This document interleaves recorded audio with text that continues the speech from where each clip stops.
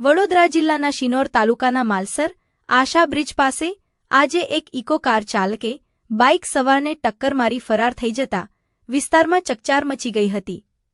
ઘટનાને લઈને સ્થાનિકોમાં રોષ ફાટી નીકળ્યો છે. માલસર બ્રિજનો રસ્તો હાલ પહોળો કરવાની કામગીરી ચાલી રહી છે, પરંતુ કોન્ટ્રાક્ટરની ઘોર બેદરકારીના કારણે લોકો મુશ્કેલીમાં મુકાયા છે. રસ્તા પર પાથરાયેલ કપચી, ઉડતી ધૂળ અને ઉબડખાબડ રસ્તાના કારણે વારંવાર અકસ્માતોની ઘટનાઓ સર્જાઈ રહી છે. આજે બનેલી બાઇક અકસ્માતની ઘટના પણ આવી જ બેદરકારીનું પરિણામ હોવાનું સ્થાનિકો જણાવી રહ્યા છે.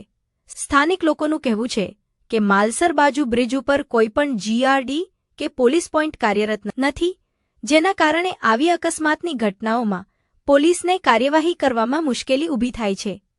સામે વરાછે બાજુ સતત જીઆરડી પોઇન્ટ મૂકવામાં આવે છે, ત્યારે માલસર શિનોર બાજુ પણ કાયમી પોલીસ પોઇન્ટ શરૂ કરવામાં આવે તેવી લોકમાંગ ઉઠી રહી છે. આ ઉપરાંત બ્રિજ ઉપર લગાવવામાં આવેલા સીસીટીવી કેમેરા પણ હાલ બંધ હાલતમાં હોવાનું લોકો જણાવી રહ્યા છે.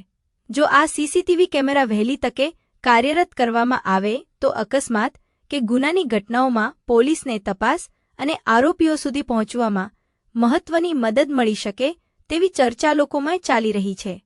સ્થાનિકોના જણાવ્યા મુજબ રસ્તા ઉપર નિયમિત પાણીનો છંટકાવ કરવામાં આવતો નથી, જેના કારણે ભારે ધૂળ ઉડી રહી છે અને વાહન ચાલકોની આંખોમાં ધૂળ જતા અકસ્માતનો ભય વધી રહ્યો છે.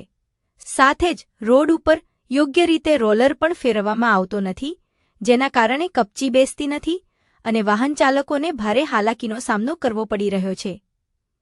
ચોમાસું નજીક આવી રહ્યું છે ત્યારે રસ્તાની હાલત વધુ જોખમી બનવાની ભીતિ સેવાઈ રહી છે. સ્થાનિકોની માંગ છે કે તાત્કાલિક ધોરણે રસ્તા ઉપર પાણીનો છંટકાવ કરવામાં આવે, રોલર ફેરવી કપચી બેસાડવામાં આવે અને વહેલી તકે રોડનું કામ પૂર્ણ કરવામાં આવે, જેથી અકસ્માતોની ઘટનાઓ અટકે અને લોકોને સુરક્ષિત મુસાફરી મળી રહે.